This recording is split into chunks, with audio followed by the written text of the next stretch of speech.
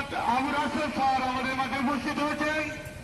আমরা স্যারকে প্রতিষ্ঠানের পক্ষ থেকে সুস্বাগত এবং ফুলের শুভেচ্ছা জ্ঞাপন করছি। স্যারকে অসংখ্য ধন্যবাদ। সবাই করতালি, করতালি চলবে, করতালি। স্যার ধীরে ধীরে আমাদের মঞ্চের দিকে আসছে, নির্দেশনা দেবে। স্যারকে অসংখ্য ধন্যবাদ। আমাদের আজকের অনুষ্ঠানের প্রধান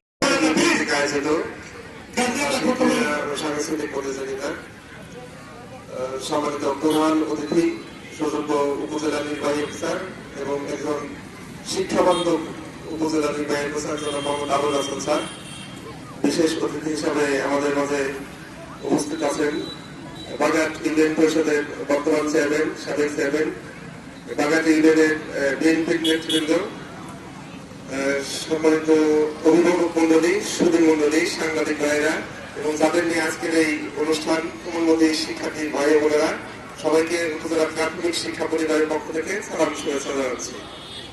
আমি অত্যন্ত আনন্দিত যে এই ধরনের একটি সুন্দর অনুষ্ঠানে নিজেকে উপস্থিত করতে পেরে। তারপরও আমাদের উপজেলা নির্বাহী অফিসার স্যারের সাথে এসেছি, এই জন্য আরো ভালো লাগছে। স্যার আসলে মোদী একই সাথে শিক্ষা অনুরাগী ব্যক্তিত্ব।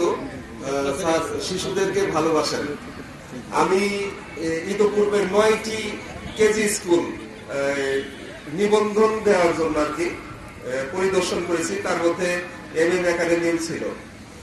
আমি অনেক কেজি স্কুলে যাওয়ার সুবাদে এই স্কুলটি একটু ব্যতিক্রম দেখেছি। এই স্কুলের শিক্ষার মান এবং শিক্ষকদের সাথে আমি মত বিনিময় করেছি। এখানে সাবেক চেয়ারম্যান রহিম ফকির ছিলেন। অত্যন্ত সুচারুভাবে, সুন্দরভাবে এই শিশুদের তারা দেখভাল করেন। বিদ্যালয়ে পর্যাপ্ত জায়গা রয়েছে এবং শ্রেণীকক্ষ রয়েছে, শিক্ষাদানের সুন্দর পরিবেশ রয়েছে। এই বিদ্যালয়টি নিবন্ধন পাওয়ার উপযুক্ত বলে আমার কাছে মনে হয়েছে।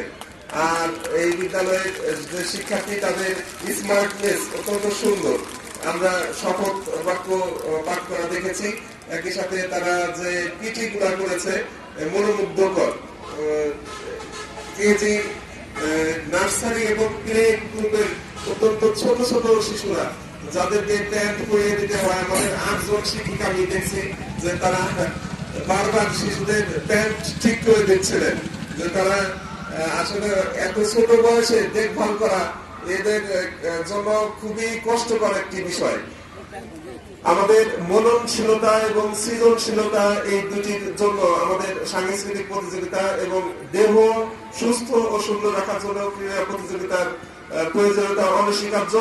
আমাদের আজকের এই প্রতিযোগিতার মাধ্যমে এই যে মননশীলতা, সৃজনশীলতা এবং সুস্থ দেহ, সুন্দর মন গড়ে উঠবে, এই আশাবাদ ব্যক্ত করে বিশেষ করে বাগেরহাট এমএম একাডেমি পরিচালক সহ সকল শিক্ষক বৃন্দকে এবং এই প্রতিষ্ঠানের সাথে সংশ্লিষ্ট সবাইকে ধন্যবাদ জানিয়ে ও কৃতজ্ঞতা জানিয়ে আমার বক্তব্য এখানে শেষ করছি। আল্লাহ হাফেজ। আসসালামু আলাইকুম। ধন্যবাদ।